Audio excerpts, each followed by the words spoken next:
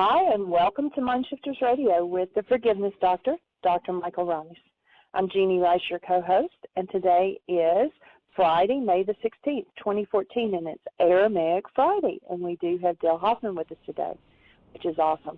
Our call-in number is 646-200-4169. Press 1, and that puts you in queue to talk to us, and we would love to hear your comments and your questions because that makes this your show. Welcome, Michael.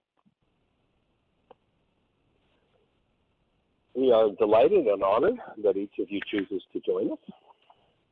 Every day that you choose to join us, it is a privilege to get to share this space with you. And in this pursuit of understanding the embodiment of this technology that was taught 2,000 years ago on how to change the content of your own mind, your own physiology, your own genetics, and your own eternal life.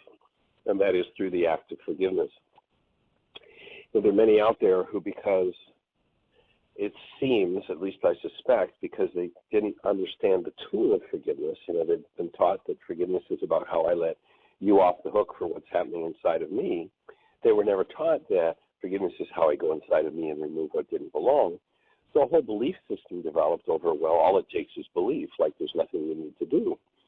And the Aramaic, the conversation with Dale a little earlier this morning, and we're going to focus on the why of doing your work. And, there are a couple of passages where Yeshua doesn't say, just believe in me. He says there's things to be done. And a couple of them I'd like to just bring out. If you look in Luke 10:24, you hear this scribe who stands up to test Yeshua, and he says, what do I need to do to inherit eternal life? Like this guy's off in space somewhere.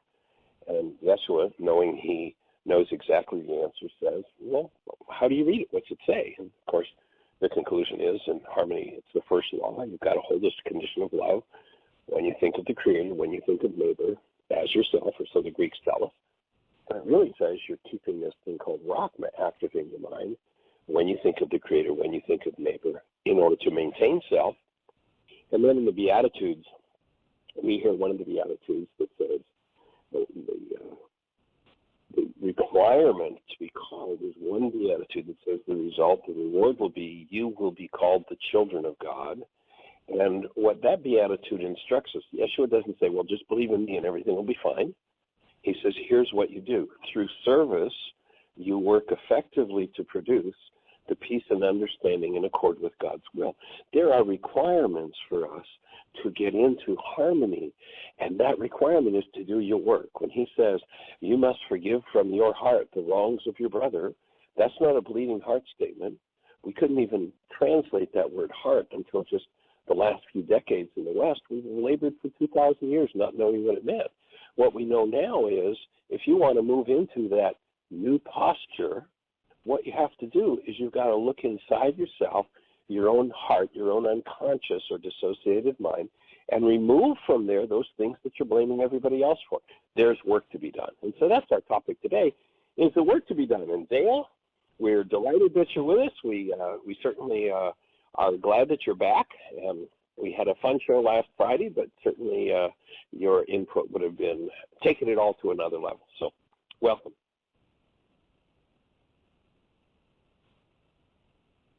Are you with us, Dale?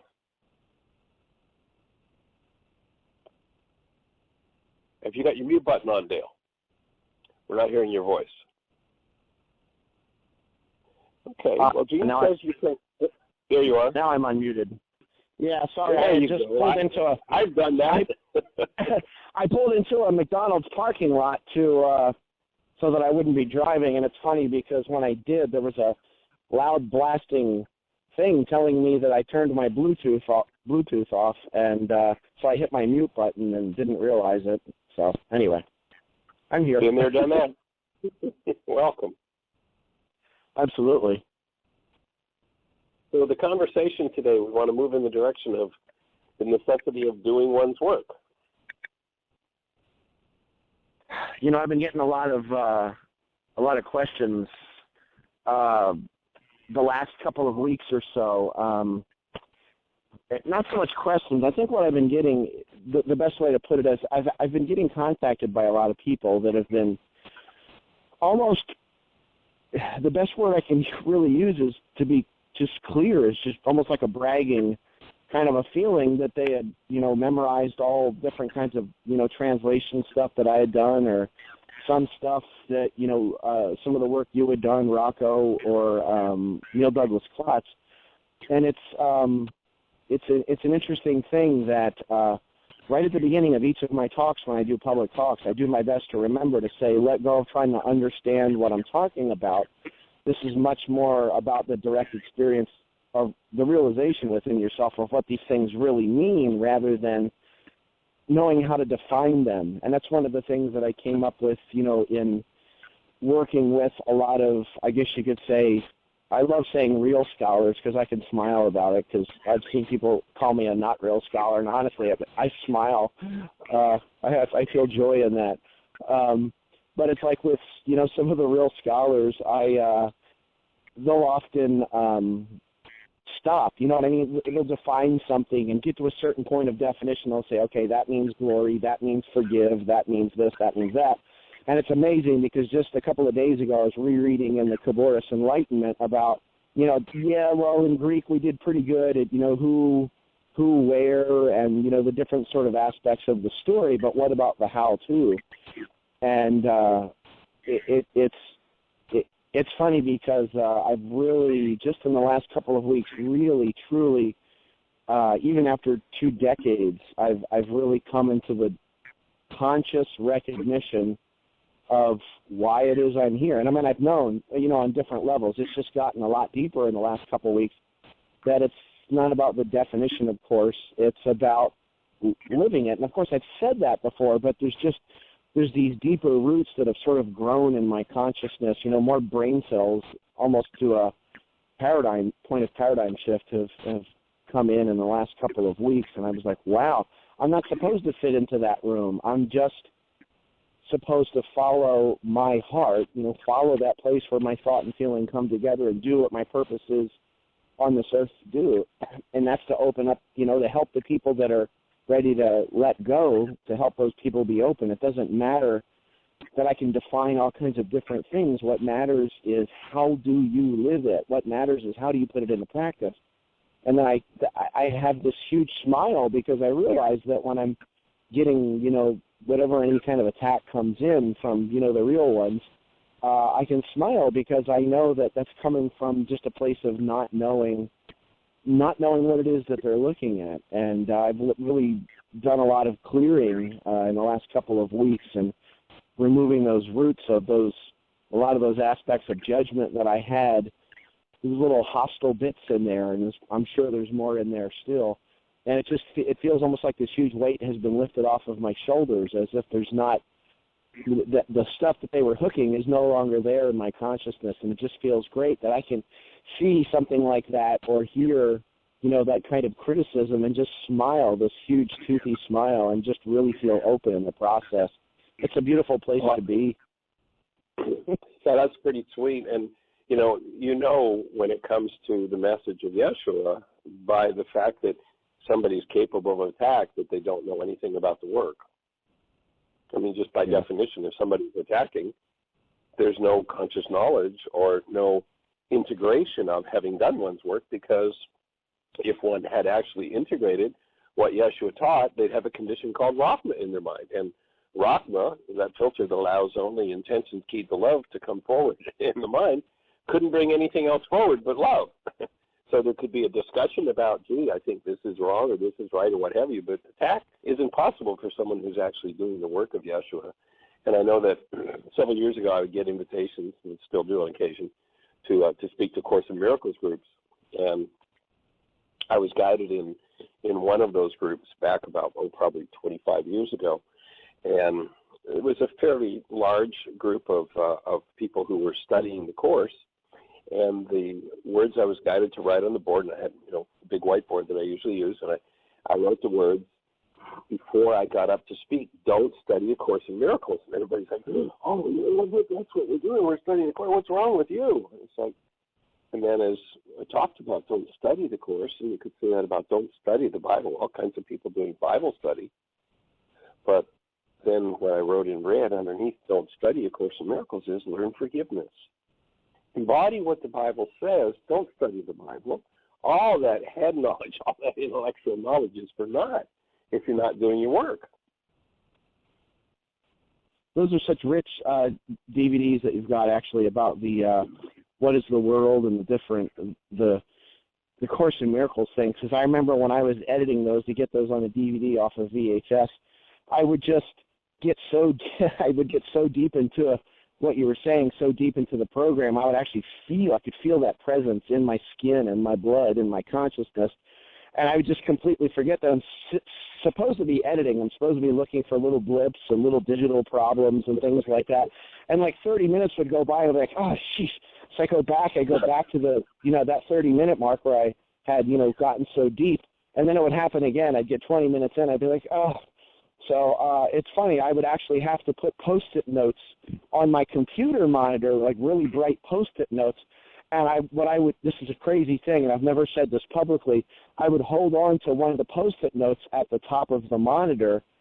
I'd put a couple of them at the top, and I would hold on to it, and I knew that if my hand dropped that I sort of, wasn't paying attention to the digital part. But that was what was cool about it, was that there's just so much essence, and you had the great, he had the great 80s hair, and it was just like the greatest thing. But the basketball and the different analogies you were bringing through were just so rich and incredible, and it was such an honor to help bring those, to the digital realm and get them out into the world, because, man, that's some really good, deep stuff there. And it's clear. Well, very yeah, we certainly appreciate all the support that you've been in that regard over the years. And to me, one of the purposes of the work is to move people to that point, and I've come to call it process point, where literally the veil of my temple is open, and that stuff is moving in me while love is active and present. To get to that point where we actually live there 24/7, 365 means that we accelerate the movement through those genetic propensities immensely. It's not just a worksheet, a piece of work. Oh, I do a piece here and I do a piece there. There comes a point if one consistently and persistently, and that's one of the reasons why I suggest people start out and do 5 worksheets a day. It's like you're cranking that veil open, and when it's there, they're in process continuously. And, it doesn't make for the best commercial servanthood, doing a job when one does that. But it's sure an awesome energy place to get. So I'm glad that was a catalyst for you in that regard. And it's the embodiment of the active presence of love is just such an awesome thing, and to get past the tricks our mind has played on us that give us excuses not to function as love and give us rationalizations for doing something else is just, the whole reclaiming of human life. If you go back, that's what all of the spiritual masters were about, and they said it in different forms in different ways, and it's been translated and mistranslated, but in essence, it's get your human life. When you, that Luke N24 that I quoted, where this guy asks, how do I inherit eternal life? And Yeshua says, tell me what the law says. He says, you must have love for the creator, the neighbor.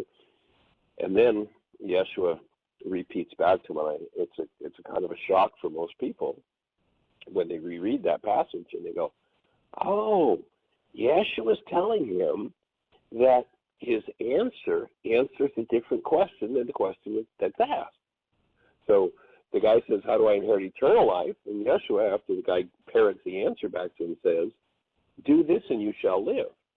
He doesn't say, go call on me, go do all these other things. He says, you, sir. In essence, what I hear Yeshua saying in that passage is the guy who asks about eternal life, he's so far out in space, and he doesn't want to deal with his life. He doesn't want to have to pick up his own cross and do what it takes to function as love. So he's off in space somewhere. Well, let's talk about eternal life. Then I don't have to deal with this one. And after the guy parrots the words back, Yeshua says, do this and you shall live. He's like, man, get a life first. Then maybe we can talk about eternal life. But in essence, he's saying to the guy, sir, you're already dead. you've got so much garbage in you that you don't have the active presence of love in you, though your mind can parrot all the words of the scriptures. And that's basically the scholarly realm, sadly, to a great degree, is there's the parrot that repeats all the words, but are we living as the active presence of love? Have we fleshed out that invitation to me? It's just so important. There's several places even where Yeshua says in the Gospels, he talks about how not to memorize. He says that when you are fully open, you're fully present in that moment, that Ruchad Bekudsha, the holy breath, the holy, who can translate it? The all-embracing breath of God, the eternal force, she who undoes the effects and the errors of our ways of thinking and being. Anyway, that presence is there in that present moment. When we forgive, which of course is remove whatever the goal is for this moment that we're seeking to get out of that, whether it's conscious or unconscious, and we're fully present in the moment, that goal is the veil, and we lift that veil and to be in that portal. But of course, we're taught in our culture, especially here in the West, that you have to have a goal, and you have to have a goal at all times, and you must have a mind purpose, and you must know exactly what you're doing at all times, rather than actually being able to be open in that moment to lift the veil. And it's an interesting experience for me to be speaking with people that I haven't spoken with before, and I'll let them know in the beginning, if you're trying to understand everything I'm saying, you're going to get washed away in a deluge in the first 5 minutes.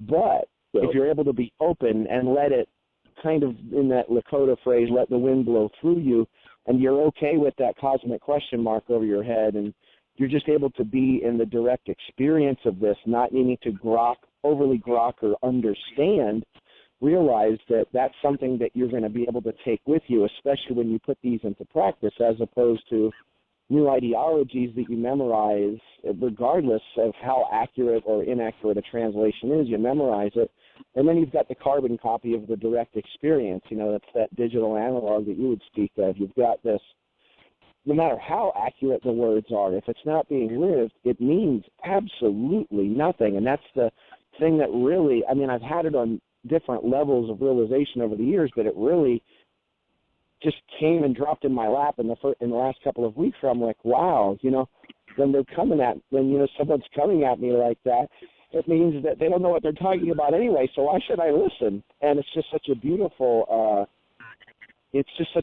place to be, and that's that experience with the people in my talks, that when they do get into that, the veil they do allow that veil to lift, or it gets ripped in one way or another, and then they'll go into a panic state, like, oh, whoa, Nelly, slow down, and I'm like, I'm not here to slow down, I'm here to keep in this flow, just let go, and some people can't do it.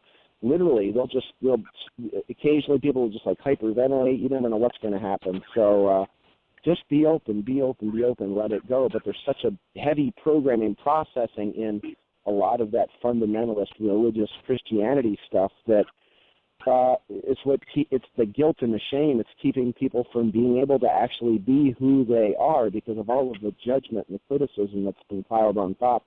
And I got to say, even after 20 years, to be able to lift that new layer and that new veil out of my own part of the energy is a really cool place to be in. Absolutely. When I do the Why workshop, where people say, well, Michael, if you just slow down so I can write down all these ideas, it's like, no, get into the flow of the energy. We're here to create an energetic space, not tell your mind what to think or how to think. We're here to put you into process. That's the whole goal of doing it all, is to move into process. And that's Oy vey, I remember that was my first experience was Why Again in Clearwater, Florida. And forget it. As conscious as I thought that I was, in the first 5 minutes, I just went, what the? And then every once in a while, because I didn't know how to process my own stuff. Not really. I was locking it all down. And every once in a while, I'd have a moment of lucidity, and I'm like, whoa. And just those little teeny tiny microseconds that happen in scattered moments here and there were enough to have me realize, oh, my God, this is the very thing that I've had in my heart and my gut since I was a kid. It's what I was seeing when I was looking at the Bible, and it's what I've been looking for, which has been right under my nose the whole time, just from little blips here and there, not even getting the whole thing. And I don't think that anybody is going to be at any event of mine or yours or whoever's and get 100% of everything. But if we just are open, that's what I remember. I remember the quaking, the shaking. I remember that wow of my nose running and my eyes crying, and yet I'm laughing at the same time. That's what I remember. Right. Yeah, and when one engages, picks up and says, okay, I'm going to do these 5 worksheets a day, and you say that very well, sometimes the opening into awareness is only a microsecond. But it's enough, just that little click, if one consistently does it, that microsecond. And if you pay attention, something happened. I don't know what it was, but I know something happened. And when we bring that through consistently enough and it happens, then we become the space where something different occurs. We did a Mind Shifters and Still Point Breathing workshop this past weekend in Richland, Washington. And Sandra and William brought forward a quote from Hafiz, which I think Hafiz was a cohort of Rumi. So I think he's back in the 13th century, although I might be in error. But you reminded me when you spoke about the breath and Ruka, and what he says is, be the flute through which the breath of Christ flows. And to me, that's just such an awesome piece of the puzzle, is to be the space for it to happen. Wow. Did we lose that idea or what? In the Yeshua teachings period, when I let people know that masculine term spiritus, like when you see that word spirit in the Jesus teachings, realize that spiritus is a masculine gendered term, such as if I were to exhale on my arm, what's hitting my arm is spiritus in Latin. It's a masculine term. Sorry, it's kind of noisy around here. It's masculine, meaning that it's something physical, it's something manifest. And yet in Aramaic, that word, it's rucha. And rucha in Aramaic is not what I feel on my arm. That's just hot air that's on my arm. In the ancient Aramaic, rucha is my perception of the movement of that. It's my perception of these eternal forces, whether it be electricity or wind or what we call breath or cosmic expansion or the nuclear forces. And when we realize that the ultimate is that if you just rewrite, take a pencil and scribble out spirit and put breath above that, you'll get a much more accurate understanding of what Yeshua was speaking of. And even more so, that he wasn't saying that in that ancient tongue, that's not meaning the stuff that's in your lungs. It's our perception of that air as it moves through us. And it's our perception of these forces that we don't know where they come from or where they're going to.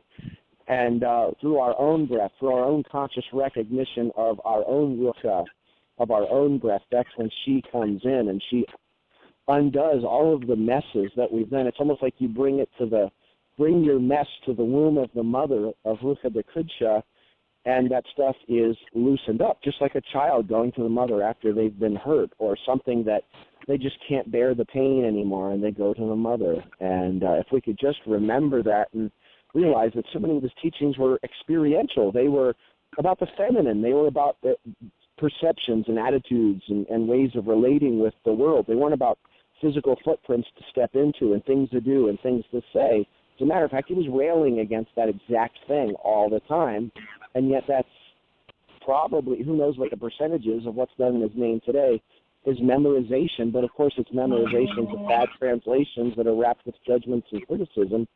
And I'm realizing that, in those moments, if something like that does show up in an event with me, it's funny, those people don't really come anymore, because quite a few years ago, maybe 5 or 6 years ago, I actually started doing tons and tons of worksheets, just worksheets and worksheets. And it was more than 5. It was somewhere in the realm of 15 to 20 a day, because I just wanted to go through it. Lots of still point breathing, was doing raw foods and water. And after a few weeks of really getting into that and just being open and letting that go, that people stopped coming, because I realized they were hooking in on something that was already inside of me. It was already in my energy system. And then, of course, I would fight back with my information because I knew more than they did. I put that in quotes with my fingers. And I realized it's not about what I know. It's not about accurate, well, it is about accurate translations, but in the end, you have to let go of those as well. It's about do I know how to live this? Do I know how to put this in my heart and bring it forth into the world and do it consciously? And Yeah, the words can be a trick no matter what language it's coming from, if we could just get beyond that and actually do it. And that, of course, is the first and the second law, is how I relate with the one through me and how I relate with others through me. And we just forget it. And I was forgetting it for a long time. It just feels great when you pull the veils up and you realize that, I always say it, I look back at who I was last week and I think, wow, I thought I actually knew something last week. And it's happening weekly, sometimes even daily lately, which is just a great way to live, because a lot of my friends, bless them, I love them, and a lot of them just don't care or want to listen, and I just see those blankets and veils getting heavier and heavier and heavier. It's not a way I want to live anymore, and I haven't lived that way in a long time, and I have no intention of going back. So, yeah. Well, our culture teaches us to live in our heads. We've got this intellectually oriented culture, and I think perhaps what, in this regard, the most disastrous mistranslation that the Greeks did is the first beatitude, where it says, "Be poor in spirit," and that beatitude in Aramaic, as it reads in the Kebouris, is where to have your home. It's have your home. You know, a fly speck on a piece of paper, as you know, changes the word poor to home. And so what Yeshua is saying is that first beatitude, and it's about how to activate truth in us, is have your home in the eternal forces from God. And our whole culture teaches us to live in our heads, and it's just a crazy place to be if we're living out of the multi-generational database called the body-mind unit, with its genetics and the product being what we call thinking, which, of course, is not thinking at all.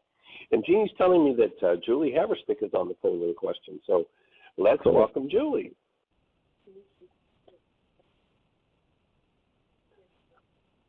Are you with us, young lady? I am. Awesome. Welcome. Good to hear your voice. Hi, Julie. Thank you. Hi, Dale. How are you? The question I had was something that Michael quotes a lot in the Course in Miracles, and he calls, I don't have a quote totally like you do, Michael, but it's keep a clean and open place in your mind for Christ to come. Do you have anything like that in Aramaic that you could share?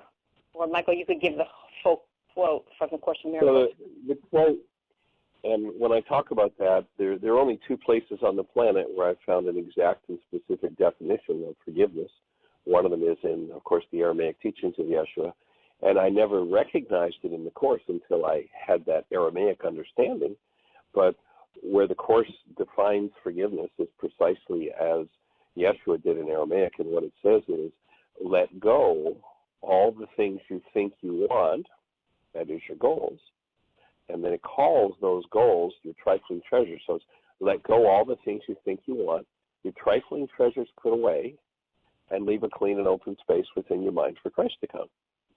Exactly what Yeshua teaches. When you cancel a goal, you collapse the output of the mind, and as you collapse that, you've got a clean and open space where that you can become the flute, where the breath of Christ flows through you.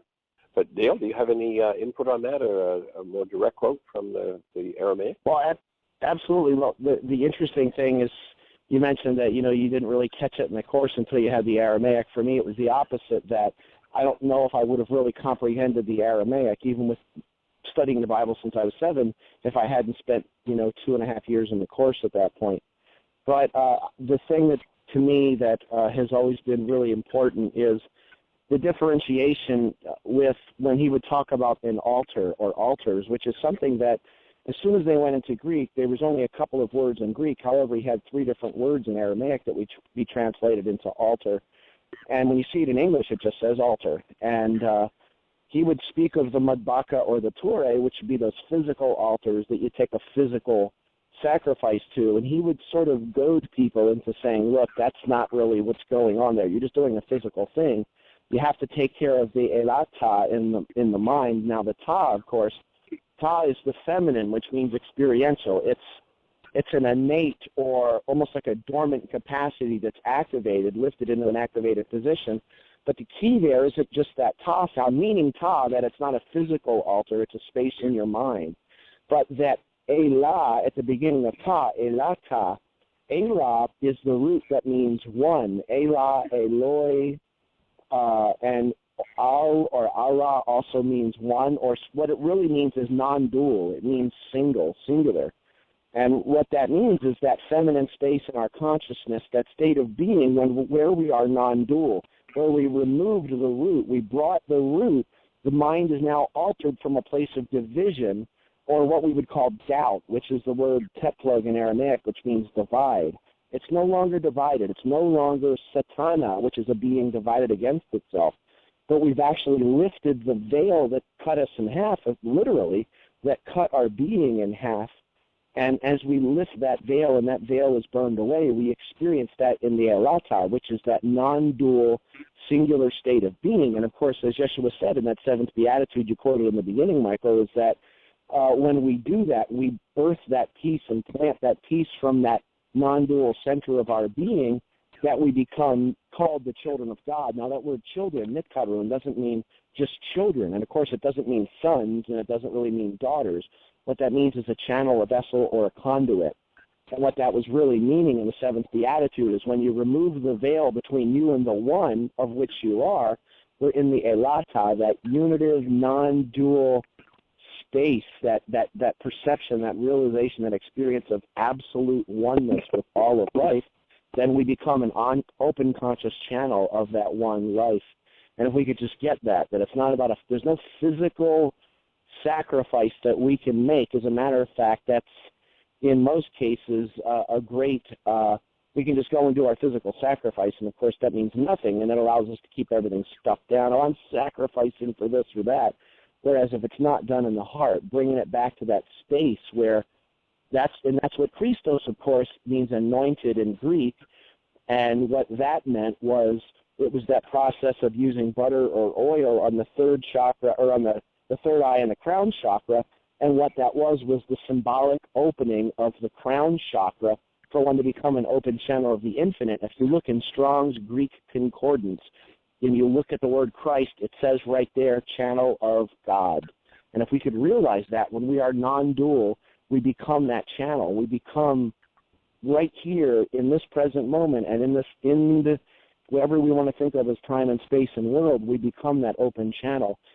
Excuse me, and we are that open channel when we let the veil get burned away and we're non-dual, we're open in that Christ presence. And that's the way we were meant to live life, not as compiling all of these bushel baskets to throw on top of the light and then having so many of those systems of BS, of belief systems, and wondering why we can't see our light anymore because we're so bogged down by all of our beliefs. So, yeah, so there's my take on it. That's awesome. And what you trigger as you say that for me, and everybody, you might want to just Google this, look up David Bohm, B-O-H-M, physicist, and what he speaks of is that we have to reach a space of, and he calls it unbroken wholeness, and that our individuality, the truth of who we are, can only come forward from that space of unbroken wholeness, and that in our intellects and in our minds, we've chopped the whole world up. And so, it's interesting to hear a physicist having the same conversation, in the year 2000 that Yeshua was having in the year, 25 or what have you. It's just amazing. Mm. So, Julie, does that get to your question? Yeah, it's fantastic. Fantastic. Cool. Thank you very much. Any more to ask or refine? Any more to input on that? No, that was great. It was great. It was great to hear his interpretation of it. Really, really sweet. I got to say, too, Julie, I've got to say to Julie, thank you for all the work you've been doing for so long. Because when I first showed up with Michael, you were already there for quite a while. And that's something that's absolutely needs to be recognized. So I say thank you for keeping it going and for doing, especially what you've done with children. So. Well, thank you. I appreciate it. Thanks a lot, Dale. And I love hearing what you're doing. It's fantastic. It's got me lit up, to say the least. So. Absolutely, it did. I love it. Okay, well, Jeanie tells me we've got another caller or two. Let's see what they have to say.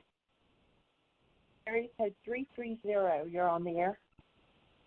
330. Where is 330? Ohio. Give us a name. Where are you calling from?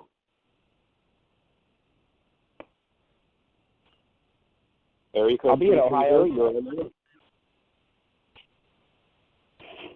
I'm going to be in Ohio in a couple of hours. This weekend I'll be in the Cleveland area. Tomorrow at the Cleveland Airport Marriott from 10 to 3, unpacking the Lord's Prayer and the Beatitudes in Aramaic, and then I'll be back in Strongsville, Ohio for an Aramaic toning circle with a crystal singing bowl and buffalo hoop drum and some other neat things on Monday night. And I'll be in Kalamazoo, Michigan in the middle of that on Sunday. So cool. Cool. So do we have Ohio area code 330? Are you with us? Is your mute button on? Yes, I'm here. Oh, good. Can you hear me? I can, loud and clear. Okay, well, this is Art Dretlow calling in. Hi. Glad to hear from you, Art. Awesome. Your show is fantastic. Great listening. Well, we're delighted to have you with us, and we're sure delighted at what you're doing in the world with your gravity-assisted energy machines. Actually, we need to have a conversation about that sometime in the not-too-distant future. I've got someone who's got a project that I think you guys need to coordinate. But do you have a question for Dale? No, actually, I did not have a question for Dale. I was just listening in and to see what was going on with your show today, because I had lost your email, but Jeanie got all of that back to me. So now I figured out how to listen to the show again. But awesome. Well, we're delighted that you're with us. So that's all I had for today. It was just listening. I don't know what the beeping is. I think it's something in the background of my phone. I'm not sure, but okay. There seems to be like a delay in what's being heard. Technology. Yes, the magic of technology. Well, if we have time, I also wanted to mention to you that we're moving forward with the Statue of Responsibility project. We have it under the radar right now, but we're going to make Viktor Frankl's dream come true, and this is going to be a movement of personal responsibility, which I think is sorely needed in our country today. Absolutely. Maybe drop me an email that tells me a little more about it. Yeah, we have a website now, and it's pretty modest, but we're going to have a big PR campaign in the very near future to kick. Keep us posted. All right. Okay. Appreciate you, Art. Okay, we'll talk to you guys later then. All right. Have a blessed one. Next. Say again, Art? Bring up your next caller. Okay, we'll do it. We'll do it. And Art, we appreciate what you're doing in the world. For those who haven't heard us speak to Art Dretlow before, he's actually doing some pretty awesome stuff with creating gravity-assisted machines where, for the first time in history, a human being can actually drill a well with one of these machines just through human power, and then turn the device into a water pump so that a village in Central Africa can have water, or Haiti. I know they've got a machine down in Haiti, and so it's pretty awesome stuff you're doing, Art. We appreciate it, the opening that you're doing. And you're saying Rex is on the air? Well, let's say hello to Rex. Dr. Tim's got a hand hello, up. Michael. Hey there, Hi, good Dr. sir. Tim. How you doing? You Good. sound awesome. Awesome. And hi, Dale. It's wonderful to Hi. hear you speak. And I was reviewing some of your information of your workshop that you participated and facilitated in. It sounded awesome. And just thank you for all that you do and all you share. Yeah, we had a great retreat last weekend. It was pretty amazing. It was amazing.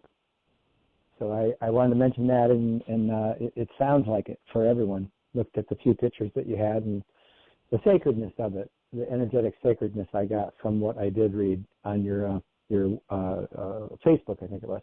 At any rate, I also wanted to mention, you already mentioned it, but Dale is going to be in Michigan, in Kalamazoo here this Sunday, and we've got a a carload coming down to see you and meet you, and we're excited about spending the afternoon with you, the day, the talk, and then the afternoon afterwards, the workshop. So we're all signed up, and we're going to be there. So we're excited about that, and I wanted to make sure everybody in the area knew that you were going to be here and put extra emphasis on that and get the opportunity to come hear Dale speak and share. Beautiful, and we'll be able to really get connected finally, and yeah, that'll be great. I know of a few carloads coming, so I've got a pretty, awesome. It's funny because I'm in Cleveland tomorrow, and then I'm in Kalamazoo Sunday, and then I'm back in Cleveland on Monday. But they're only about 4 hours away from each other, but I'm excited. I was there about a year ago at Unity in Kalamazoo. I'm excited to get back, and a lot of my focus on this particular trip to Kalamazoo is going to be simply on toning, but on the power, understanding that, that with that ancient Aramaic language, a lot of those teachings, it wasn't just about our conceptual understanding of what the words meant so much as it was about the tones themselves, actually, in a lot of their beliefs back then. So we're actually going to put some of that into practice and actually tone some of the words and phrases of Jesus with crystal bowl and some other neat things. It's a pretty amazing experience. Yeah, I'm excited. It sounds not only fun, but it sounds enlightening, and that's wonderful. I also, to affirm what you had shared on a very similar timetable, which I thought was very interesting, it's been in the last couple of weeks, I also have had what I perceive to be a similar experience in my breakthroughs personally, as you were describing, and it kind of played itself out in where I really recognize it is in so many areas, but where I really saw it was when I was teaching about, in the Laws of Living class, I was teaching about the principles of the focus on the crucifixion, and rather than the message that all of that was really designed to be, and I was sharing that from my heart, and when I share it in that way, I sometimes get a little emotional, and I pause and breathe and just let all that energy move through, and it just sometimes moves me to tears in such a way that I'm very comfortable with, and I'm able to manage it better than I used to. So maybe I'm getting more accustomed to the energy.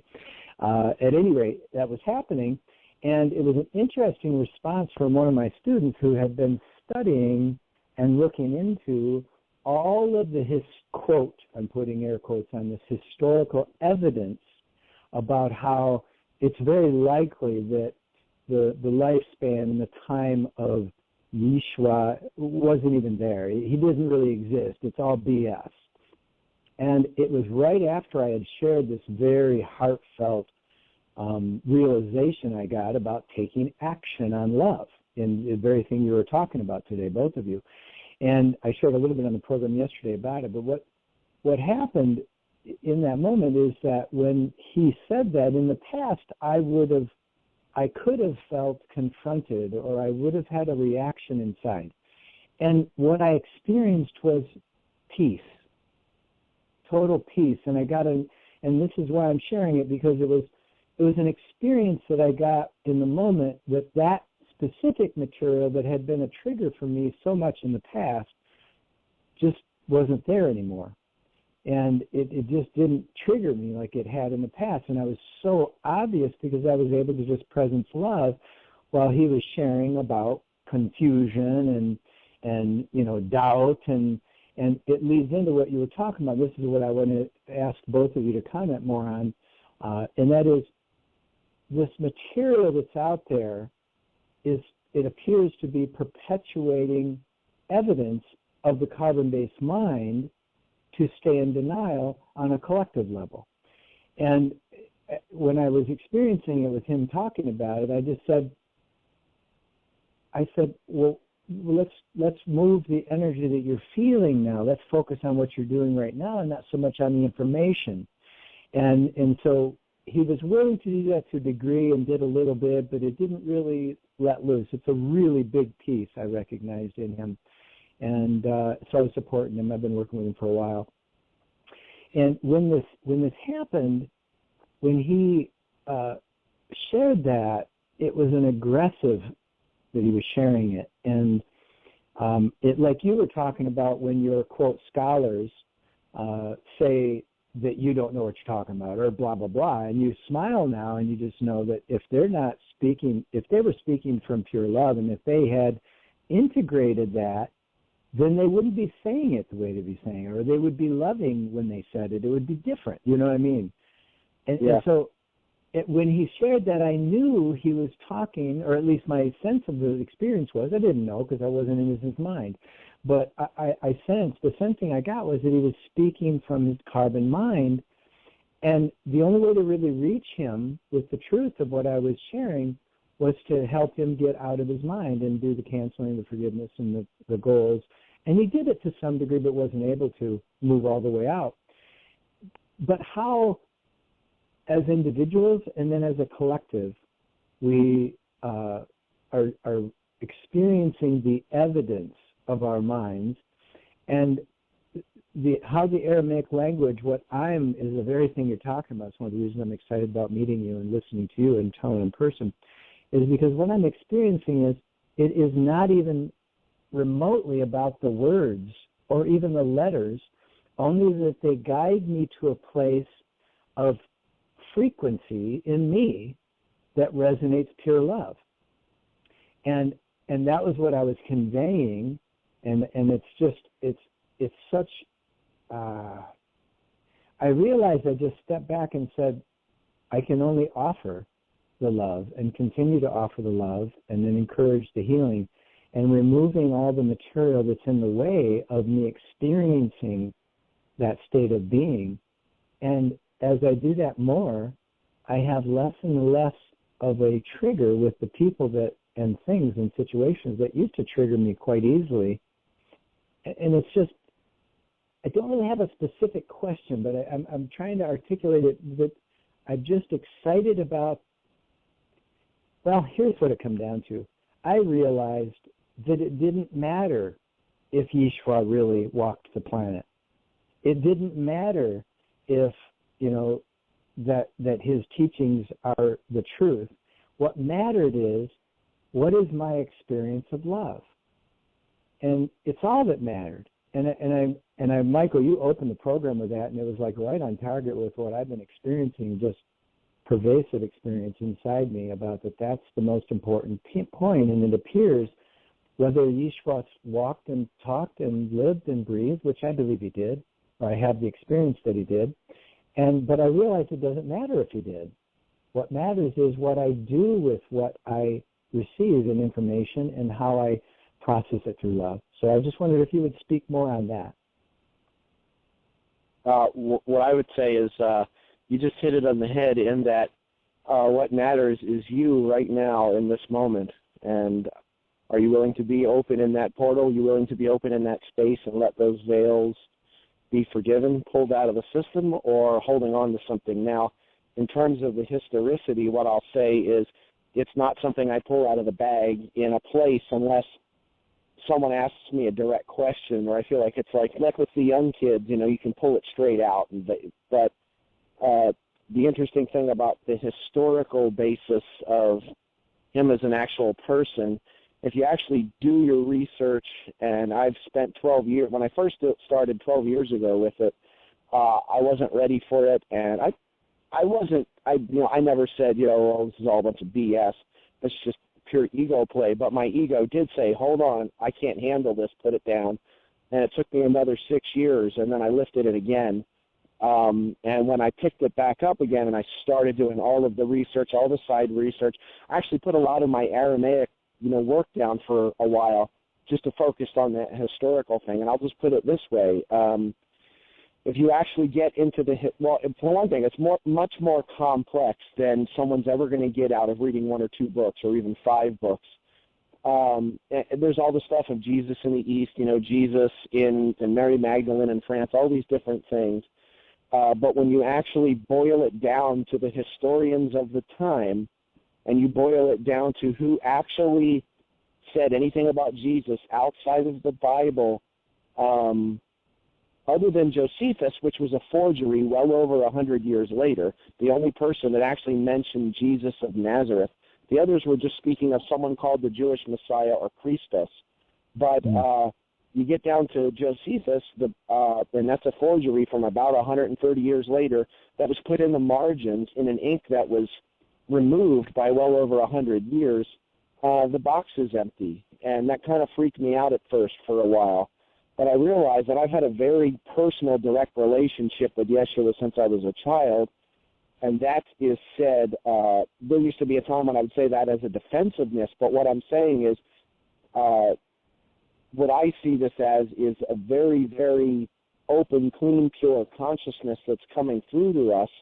And for some people, it comes through the vessel of what we call Jesus, and some it comes through the vessel of what we call Buddha, etc. The way I explain this, and I'll do it on Sunday if you're there, if you've got like a black piece of construction paper, and you put a flashlight underneath, and we're constantly throwing all of these papers on top of that light, and then we complain why we can't see the light anymore, when we're constantly reading things just to gain new ideologies and new belief systems and new things to hold on to, you can't see the light anymore. But when you start peeling those things back, or as an example, you have a very piercing experience, let's just put it this way, that you have an experience that could be rather painful when that stuff's coming up, like Michael says, it's not Dr. Feelgood. And this is what's happening for this guy. I don't know if he came from Christianity. I don't know the whole thing, but or maybe he was just someone who loves to slam Christianity, and that's his thing, and this is just one more dogma to hold on to in that. But it's like if you have a piece of paper and you poke a little hole in it with a flashlight underneath, you've got one strong light. And you got some little lights that don't seem to be as strong, and then you've got a really big light, and that one's the Buddha, and you got another really big light, and that's Jesus, another big one, that's Krishna, or whoever it may be, Eckhart Tolle, Paramahansa Yogananda. But the reality is that we're still just holding one light, and that light is the true essence of our being. That light is the Nufra, it's the Rahma, it's that shining forth from the center point of everything, which is at the center point of our consciousness, and that's what matters. And when we sort of look out on the edge in details, what people do is they'll use either an excess of details or the lack of details or information as an excuse to not do the work. And there is no excuse not to do the work. Either you do it or you don't. And if you don't, then, like I said, I love you, I'm in your presence, but you can just let go of any chance that you think you're going to be hooking me into something, because if someone's not willing to step into that presence and do their own work, there's only so far that we can really go into relationship, because we realize that if they want to be open with me, even if they don't want to do the exact work, that's fine. Let's have a great relationship. But at the same time, there's going to be a point in the intimacy of any relationship where either they're willing to do the forgiveness process or they're not. And if they're not, don't think that there's something bad. I see this in relationships all the time. I tell people, let's look at the guilt and the shame that has you thinking that you need to be with, a certain person that's beating on you or verbally abusing you for decades of your life. And I know that's not this situation, but in the end, it's the BS. It's the belief system. And either it's coming from love or it's not. And you've got that. You understand that. And I feel honored to know that you've had that that similar kind of realization, aspect of that in the last couple of weeks, because it's really what we're here for. We're here to be that love, to be in that present moment, and understand that anything that is a veil over that presence, over that light, is just an excuse to not be that light. And I honor you in being open in that space, because there's always going to be someone that's got something to say from that place. And when you stop going to that place, what happens? They stop showing up. And if they do, there's no hook. And then you can just be in that presence. And sometimes they're going to look at me. Sometimes people will look at me, including when I'm in that presence, and say, you know what, you're a fool. There's the word, and walk out the door. And I'm still in that space when they walk out the door. And as the door slams, I'm still in that space. And it's just a beautiful way to live my life. I don't think I ever really did live before I got to that. So I honor you in doing the work, because obviously you see that it works. That's amazing, and thank you so much for those words, because it's my experience, and quite often when I'm sharing it, it depends on the individual. It comes down to what I've recognized is there's you said it. It's either or. I'm either willing or doing the work to the degree that I'm capable of, or I'm not. And it's similar to I'm either engaging love consciously, or I'm not. And I can try to fool myself in a multitude of different ways, and I have, thinking I was still doing it where I wasn't, because I wasn't in the space of love, and that's the difference. And I just so appreciate that, and I did notice that we will all come up with excuses in one moment or another, depending on the level of intensity of the material that's coming up inside me. And I think that's the way it is with all of us. And it's just, like you just said, it's right on. I'm repeating it, but I don't need to. Thank you so much, Dale. Absolutely. Exactly. Yes, also what I hear is that you're experiencing the fruit of your work. When this guy confronts with something like that, I suspect from many of our conversations, you've maybe done 77 times 70 worksheets around canceling your need to be right. And instead of having to be right, you get to be love in that space. And that's just when they said to Yeshua, how do you tell where somebody's at? You should look at their fruit. If you can stay in that connected space, it's because you've done your work. And for me, when somebody comes up with that, and of course I hear that often, it's like, okay, so don't believe a word I've got to say. That's all right. You don't have to believe anything, but here's the tool. Here's what the man brought to us. Here's the tool. Try it. See what happens. You're going to get some dramatic changes in your life if you just take the tool. And what Yeshua was about bringing to us was those dramatic changes. He wasn't about bringing about, you got to believe in me. If you listen to his words, he says, deny me. But I'm giving you the tools to reach a direct experience of that which is in you. Don't deny that. So, I think it's just right on track. And, people don't need to, the belief part has been overemphasized. Do the work. And when the work happens, you get to experience yourself as who you are. And nice work. That's awesome. It is awesome. And you just reminded me again, Michael, that because of the absence of the reaction and the absence of any feeling to defend, it was okay if I was inaccurate. That was what I experienced. And it was okay if he was accurate, because it didn't matter. It just didn't matter. And so that's a good reminder. Thank you. That is about that right piece. And then lastly, what he did say when we processed, we spent probably 20 minutes in the class time processing the energy he was feeling and working with. And what it came to is he said, where I feel most frustrated is when I do the work, I feel better. And so I'm really struggling. I said, and then I just said, let go of all of the study and look at it as interest, that you have an interest, and just it's okay to be interested, and then continue to do the work, and your divinity will guide you in your understanding of what you're doing, and just let it all rest of it go. Time, Rex. We're out of time. We've got to close the show out, and maybe Tuesday we can continue the conversation.